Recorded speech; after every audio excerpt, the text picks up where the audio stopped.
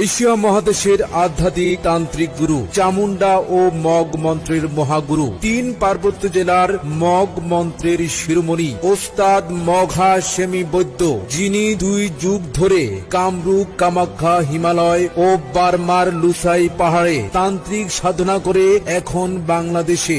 আপনি কি বিভিন্ন সমস্যায় জর্জরিত, ব্যর্থ হয়ে ঘুরছেন? আর ব্যর্থতা নয়, এশিয়া মহাদেশে একমাত্র তান্ত্রিক গুরু সম্রাট মগ মন্ত্রের শিরোমণি।